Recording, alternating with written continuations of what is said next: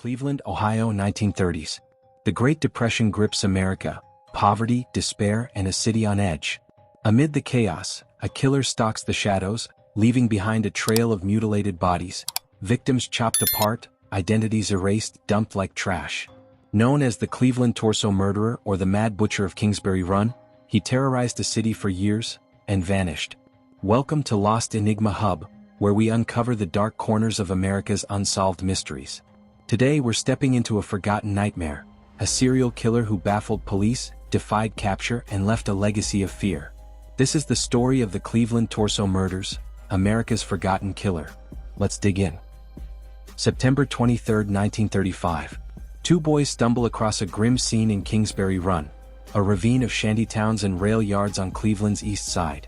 A headless torso lies in the weeds, legs severed, drained of blood. Nearby, another body, same condition. The victims? Edward Andressy, a small-time crook, and an unidentified man. Both castrated, cleanly dismembered with surgical precision. Police are stunned. This isn't rage, it's methodical, almost professional. The killings don't stop. Over 3 years, at least 12 victims pile up. Men and women, mostly drifters from Cleveland's underbelly.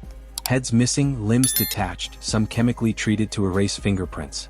The press dubs him the Torso Murderer.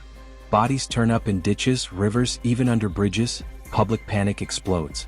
By 1938, the count hits 13, victim 12, a woman found in pieces at Lake Erie's edge. Cleveland's a city under siege, and the killer? He's a ghost in the smoke. Cleveland's police are outmatched. Enter Elliot Ness, yes, the Untouchables legend, who's now the city's safety director. Ness takes charge, vowing to stop the butcher.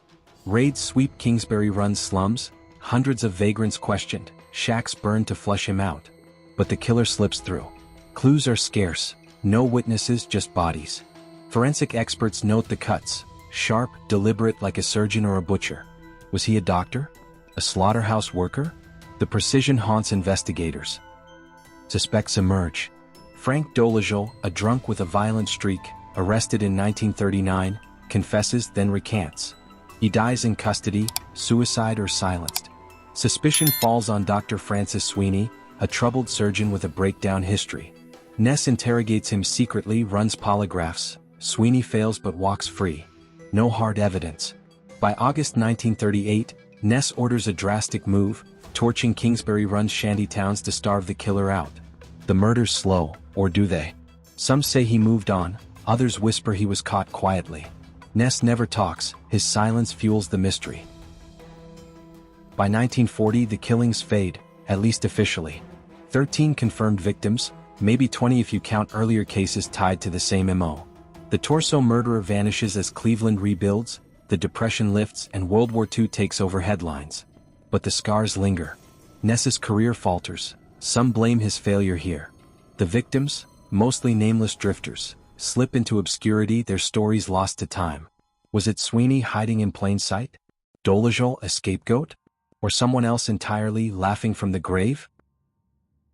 Today, the Cleveland Torso Murders are a footnote, eclipsed by flashier killers like the Zodiac or Bundy. Yet this was America's first big serial killer case, before profiling, before forensics caught up. A ghost of the Rust Belt, he proved evil thrives in chaos. Somewhere in Cleveland's rust and ruin, the Mad Butcher's secret waits, forgotten but not gone. The Cleveland Torso Murders are more than a cold case. They're a scream from America's past, muffled by time. Who was the Mad Butcher? A surgeon gone mad? A vagrant with a blade? Or a name we'll never know? What's your theory? Drop it in the comments, let's stir this ghost awake. If you're drawn to mysteries like this, hit subscribe and that bell. More dark tales are coming. Thanks for watching, stay curious, and we'll catch you in the next one.